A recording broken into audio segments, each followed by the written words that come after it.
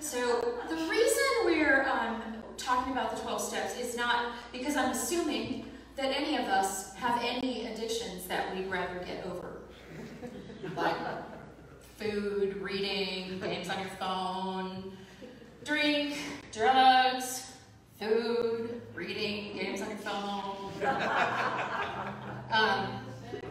But because this program is a practical program that simply applies universal truths that have always been here. Always been here. So last week we talked about admitting that we are personally, of our human selves, not very powerful. That when we run on our ego's will for us, life doesn't turn out too good. But when we begin to understand that there is a power greater than our human selves, that power is inside of us. In my belief, it's also outside of us. The beauty of this program that allows people from all walks of life to apply these universal truths is there's nothing in it that says who your God has to be, what it looks like, how it acts. Doesn't have to be part of a religion. Doesn't even have to be God. It just has to be a power greater than your own ego. What I've told people when they've asked me in the past, well, how can I work the 12 steps if I don't believe in God? I say, do you believe you're God? Then that's fine. That's all you need. All you need to know is that you, of your personal human self, are not it. You don't have control. And we talked about lack of control rather than lack of power, because of course what we know is that we do have power. We have the power of the divine. We may call it God, we may call it our higher selves, we may call it Yahweh or Allah. We may call it nature. We may call it the universe, the way life is.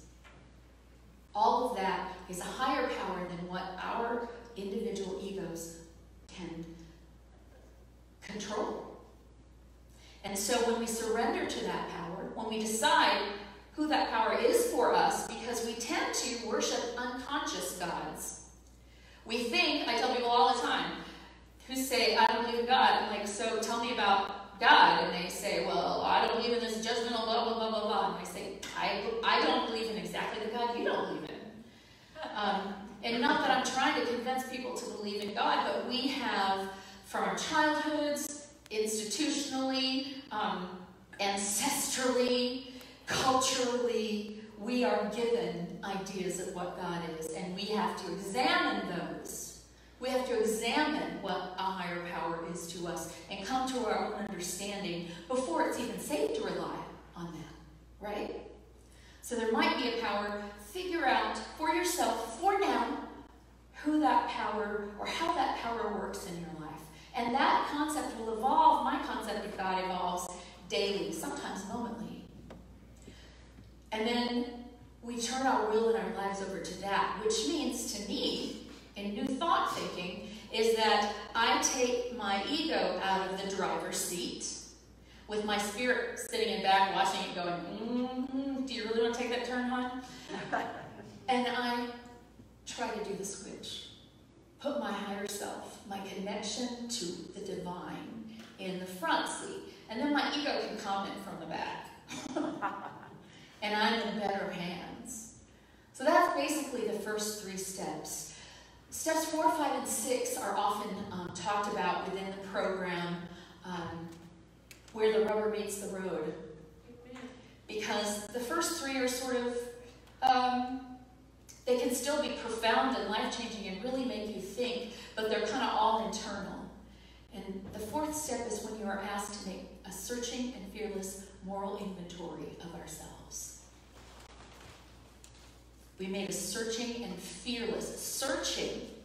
fearless moral inventory of ourselves.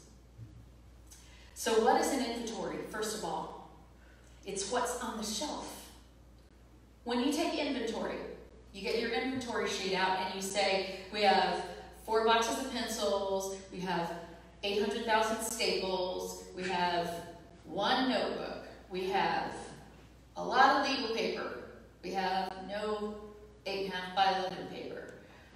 That happens to be part of an inventory for back there. But there's no judgment there. There's no like, oh, there should be. No, it's what is. Because you have to have the information of what is before you can make your list of what you need. Right? You have to know it's there. So you got to search it out and write it down. And there's a reason there are many reasons for writing it down. But a lot of people said, I've already gone over my whole story with my therapist. Yeah, but after you've gone over it with your therapist, can you look at it and reflect back on it and look and try to see the patterns in it? It's harder to do that. Plus, it's putting power into someone else's hands over the inventory you want to take of yourself. You get to do it. You have to do it. You get to do it. You can look at it either way. But it's taking responsibility. It's taking responsibility. And so we inventory. What's here? What am I good at? What things about myself do I like? Who do I resent? Why do I feel like a martyr? Everyone's always doing stuff to me, and I'm the only one doing the very best I can, and no one's appreciating me. What have I tried to manipulate in my life instead of allowing whatever happens to happen? Who have I tried to manipulate in my life? Who am I looking to fulfill needs for me that are my own and God's to fill? Those are some of the questions on an inventory. What am I afraid of? What am I afraid of? Because we all operate unconsciously from our resentments, from our fears. So putting them down on paper starts to make them conscious. If you're making every decision based on fear, but you haven't let yourself in on the idea that you're afraid, then you're telling yourself, I'm making really logical decisions. Well, you are making logical decisions based upon the fears that you hold. But once you know you have those fears, you might be able to look at them and go, okay, is that fear appropriate? And do I want to live in that fear? And what can I do to change from that fear? But first you have to know it's there. First you have to know it's there. My visual in my head is that big sign in the mall that has all the stores and they're all numbered on the map and there's an arrow that says you are here. Right? And so, you know, if you want to get over here, you go this way and up the stairs and then here. So you do. You take a left turn and then you take a right turn and you go straight. You take another left turn, you go up the stairs and there it is. You know that now because you've read the map. But what if you're here and your map says you are here? Then if you take a left turn, you're out in the parking lot. Right? You have to know where you are. Pema Chodron, very, very wise Buddhist teacher, says, start where you are. Start where you are, because if you start where you aren't, you're not getting where you're going. You're certainly not getting where you think you're going. And so we make an inventory with rigorous self-honesty, and that's the reason I read that from the book. It says there are some people who are naturally incapable of being honest with themselves. I don't know that that's true. I would not claim that. And just like any other sacred literature that I might read from, and I do consider this sacred literature, it was still written down by a human person. A human person in time and space, with opinions, with experiences. And it's good to note that those human people came together to write that book when there were 100 alcoholics that had gotten recovery. Now there are millions and millions and millions who have gotten recovery using those 12 steps. Millions in Overeaters Anonymous, millions in Narcotics Anonymous, millions in Nicotine Anonymous, Gamblers Anonymous, Compulsive Talkers Anonymous, that's called On and On and On.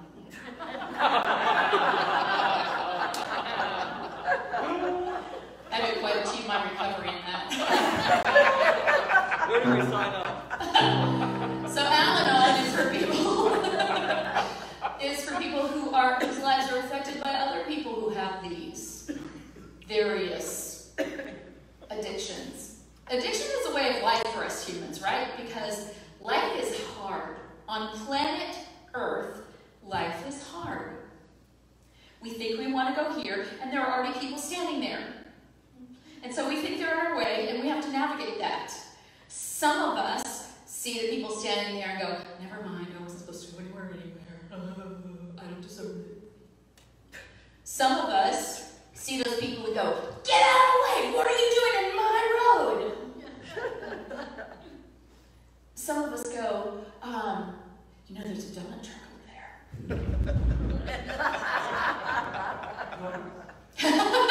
See, it would work on Ken. Some people say, well, I see that you're standing here. Perhaps if you weren't so, I don't know, inconsiderate and unkind and really kind of not a great human being, you might stand somewhere else. But I totally understand why you're standing here. Manipulation. We use all the tools at our disposal to get what we want. That is what being human is. Being human and recognizing our divinity is to start to explore what is appropriate, what is good for us and good for others, because I believe there is no private good. If it's good for me, it's good for you too. So if I am manipulating a situation so that it turns out better for me than for you, I need to take a look at that. That's my ego. That's not my higher self talking. And so we get to, when we write this down, with no judgment. And that's the hard part. We don't want to do that. We don't want to face things that we did that are not who we think we are. I'm not really that kind of person. I just did that thing. I'm not really that kind of person. I just think that way sometimes. I'm not really that kind of person. I just avoid everything anyway. It's not because I'm a fearful person, or whatever. We tell ourselves stories to make ourselves what we think is more comfortable, but what really is numb, distracted and numb. And so we have to start sorting through that. And that is part of Buddhism. That is part of, 10 Commandments. Not bearing false witness. Don't act like something is true that isn't true, because it will lead you to pain every single time. And it's very ironic that we try to shield ourselves from pain by twisting ourselves up into pretzels so that we don't have to face the pain, which is very painful. Imagine if we face the pain straightforwardly and all it is pain and it passes, and then we just keep moving. And there is no bent up part of ourselves that needs to be untwisted or that spends its whole life in that twisted form, not knowing why it's in pain. Does that make sense to y'all? So I think that every major religion has this in its process. Get to the truth of who you are.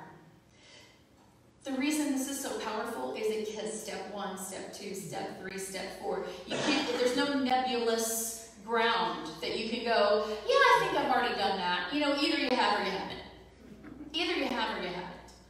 And the next, so what we're doing here, maybe I'm the only one that feels this. Have you ever just sort of felt a sense of guilt? That you're like, what did I do? Why am I feeling so guilty? Did I do something? You can't even figure out what you did, but you feel guilty anyway? Anybody? Yes. Okay. That sense of guilt can go away with rigorous self-honesty.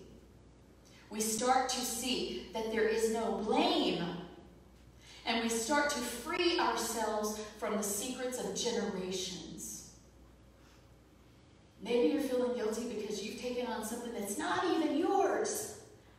And if you put it down on your inventory, it's easy to see, oh yeah, that's not mine. That's not mine. That's my mother's. God bless her. I'll pray for her.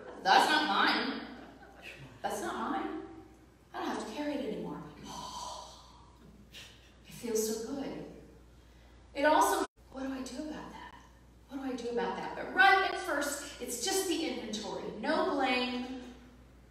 We get freed from the shame of secrets. It is scary to open our wounds. I give you that. It's scary to open our wounds, but it's scarier to me to allow myself to act from wounds that I don't know about or have covered over what I think is successfully, but I am still living my life according to them. Only by bringing them out into the light, and that's what an inventory is. You shine the light on it. You shine the light on it. When you shine the light on it, it has a chance of being healed, of being released, of being forgiven, of our ability to forgive ourselves and forgive others, which is it, y'all. Forgiveness is the way. And that's easy to say. And here's a process by which you could get to it. Step 5 is admitted to God, to ourselves, and to another human being the exact nature of our wrongs. So we do the inventory, and we don't let it sit there. We admit it to God. We say, God, this is the truth. We stand before our highest self and say, this is not who I am, but this is what I've done. This is the baggage I have accumulated in this lifetime. And then we let our human selves in on it, because our divine selves are already okay with it. Our divine selves are like, yeah, that's being human. Love you. Aw, you're so precious. I'm here with you. Anytime you want to change, I'm right here. I'll help you. Get out of the way, and I'll help you. And so letting our human selves in on it is a way for us to stop lying to ourselves, to God, to ourselves, and I'm going to call this our human selves, because God is our higher self in my way of looking. But our human selves, yes, I did this. No excuses, no justifications, no judgment, just the facts, ma'am. Only the facts. And then we admit to another human being. Why do you have to do that? Why do you have to tell another person? Well, first of all, find somebody you really, really, really trust. But tell another human being for so many reasons. One is no take backsies. It's like, okay, I wrote that down, but nobody knows about it yet. I can burn it and just pretend it never happened. Once you tell another human being, you have brought it out into the light. And is it important for that human being to know? No, it's important for you to say it. And it's important for you to get it out into the light so you can begin to see it in perspective. Because there is no human in this room who has ever done anything that a whole bunch of humans have done and are doing. And the things that weigh so heavily on us, when we hear someone who we think is sane and kind and wonderful say, oh yeah, I did that. Sometimes I still do. Working on it. Then it gets into its proper perspective. And that begins to allow us to expose it to the light, to higher love, to ourselves, to another. And we start to believe that nothing is unforgivable. And then we start to be able to forgive ourselves. And then when we look around, other people don't need so much forgiven. Because you've understood, oh yeah, we're all doing our thing. According to all these hidden messages we've been given, we've been passed on. Not just from the time of our birth, but ancestrally, from the dawn of time. Culturally, we've had these things passed on. And then, step 6. Oh, let me go back to step 5. It is helpful to have another person take a look at this, because sometimes people can see patterns that you can't see. And you think it's one thing, and they go, you know what I'm seeing is that, not so much that you pick the wrong men, but that in every relationship, once you get to a point where things are uncomfortable, you run away. So you don't know if it was the wrong man or not. I mean, that's just an example, but think about how your life would change if you thought you were this way, and you find out, no, it's something else completely going on. Somebody outside you can see your patterns in a way that sometimes you can't. Or you can see your patterns once you've written them down and can see them next to each other, side by side. Oh, hey, that's kind of the same thing in a different situation. We see these patterns, and then we are freed from our shame, or we are on the road to being freed from our shame. Step 6 is we're entirely ready to have God remove all these defects of character. We're entirely ready.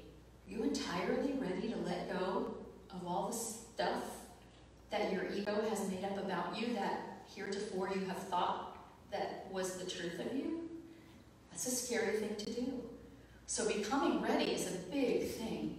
And what I have to look at, because I've entirely let go of some things, and that means that God has taken those things from me. They're not even my consciousness anymore. There are also things that I'm like, I need to let go of that, I need to let go of that, oh, here I go again, I need to let go of that. So if I'm not entirely ready to let go of something that I say I'm ready to let go of, I have to figure out what the payoff is. Why do you keep doing that? What's the payoff? And once I figure out what the payoff is, that can be part of my inventory. So what's the payoff? Why am I still doing this? Then I can decide if I can tease out what the payoff is, and is that payoff worth it? Well, maybe not. What's the payoff in continuing to eat food that is not good for my body and having to turn off my mind in order to do it? What's the payoff? The payoff is I get to feel really good and numb for a few minutes. Is the payoff worth it? Probably not. Because then the rest of the time, I'm not comfortable in my body. And all of the time, I know whether I'm doing my best to take care of myself or whether I'm not. I may not be admitting it to myself, but I know that. And so getting down to the truth of things. You get it? Why are you not ready? Get ready to have God remove all these defects of character. Now, words are very important in New Thought. We've said wrongs, we've said defects. And the next step is shortcomings. Remember that this is the language written in 1939 by a white man. By white men. One person wrote it down, but a lot of people had input into it. And so what we need to know is wrong. This is the way I look at it. Wrongs, the wrongs I've committed are the things I've done that act against myself. The ways that I have not been impeccable with my word. The ways that I am not true to who I was born to be. Not wrongs as in, you broke this rule, you broke this law, your skirt's too short, you're a bad girl. Defects of character. Here's what I call that. Mistaken identity. Thought I was somebody, turns out all along I was somebody else. Okay, I can deal with that. Shortcomings. I think I'm less than whole. And what do I need in order to be whole? To know I'm whole, to feel whole? I need God. I need love. I need all the energy and power of love working through me so that I can feel the wholeness that I was born to be. And so I get entirely ready to have God remove this from me. Not have my little ego go, okay, now I've got the inventory. I know just where to start working. I'm going to do this and this and this and this and this. No, this is a releasing. This is a releasing without even knowing how or why. Jesus on the cross said, Father, forgive them. They don't know what they're doing. He didn't say, Father, I forgive them because I know they don't know what they're doing. When you're hanging on the cross, you might not be able to forgive. But part of you knows that forgiveness is appropriate. And so you say, Father, forgive them. Something higher in me than where I'm operating from at this moment has to do this because of my human self. I can do nothing. That's all that means. That's all that means. Are you ready? Are you ready to sweep up your own side of the street? Are you ready to let go of the payoffs and finally stop pretending? I hope so. Thank you.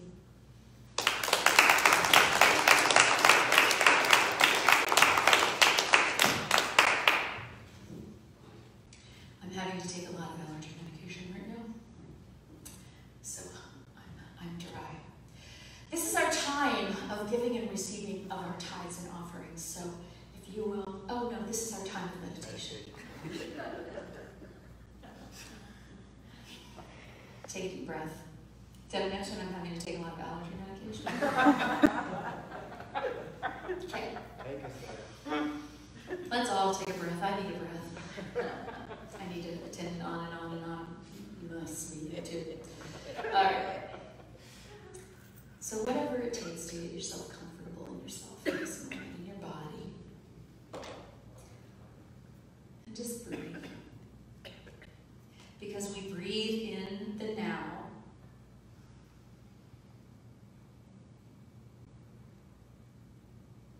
We can't breathe yesterday, we can't breathe tomorrow, we have to breathe right now. Now in this holy air, every thought is a prayer.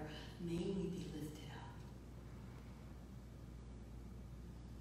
We are in agreement in this room that this is holy air. And that this prayer that's going on in us right now is holy and lifts us up.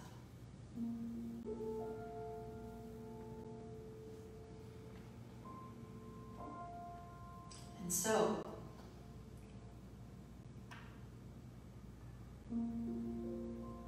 as we breathe, we just feel a gentle letting go. Don't have to breathe in a certain way. I don't have to be a certain way.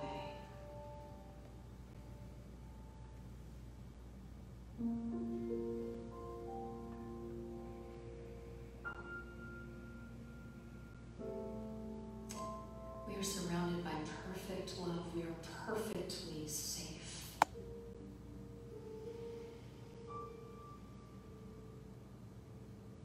I am loved. I am safe.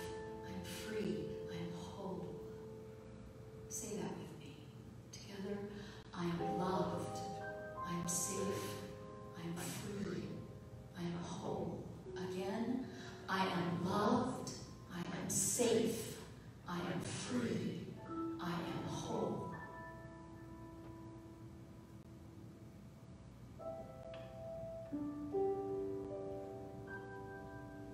The divine moving in me has got this. And it recognizes the divine moving in everyone else in this room, in everyone else in this building, in everyone else in this world. There is divine movement, and it doesn't always make sense.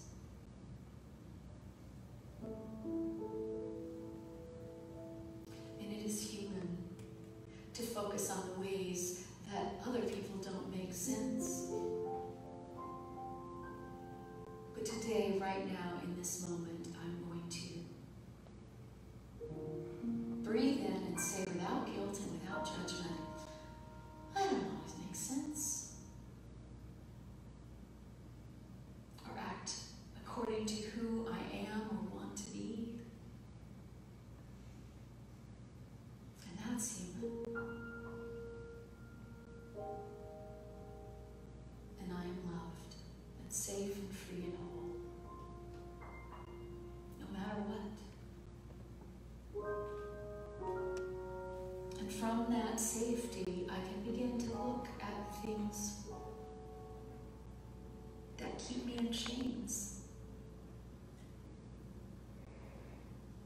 The chains of resentment, the chains of guilt. The chains of having to work it out somehow with my limited human thinking. The chains of unforgiveness. I'm loved and safe and free and whole, and so it is safe for me to look at these things. They're just items on a shelf.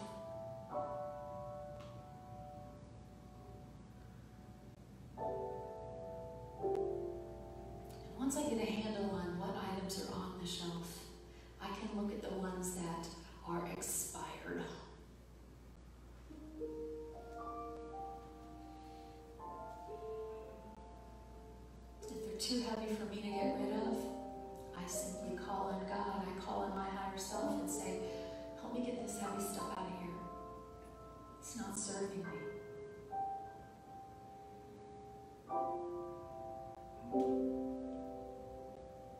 And God never takes away anything without giving something in return.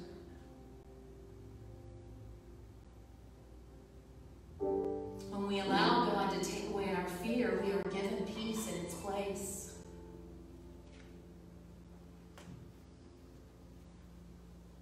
When we allow God to take our guilt,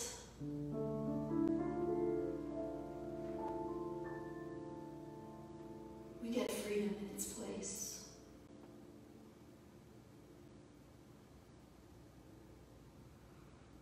When we allow God to take away our resentments and grudges, we get serenity and true right relationship in its place.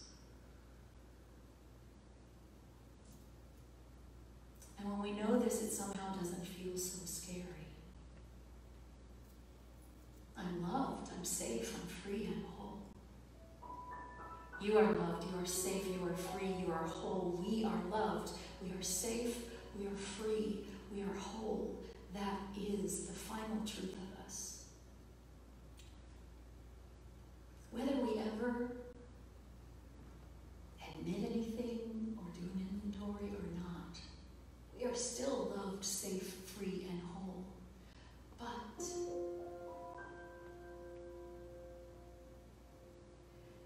we haven't let ourselves in on the secret that we are loved, safe, free, and whole. So what if we begin to face our fears, our judgments, our resentments, the things about ourselves that we don't particularly approve of, so that we can fully experience in this lifetime the truth of the strength and the love that we were born from, that we are born to, and feel that we are loved, feel safe no matter where we are, feel free to be whatever, to do whatever is ours to do, regardless of what anybody else thinks, and whole, nothing missing, nothing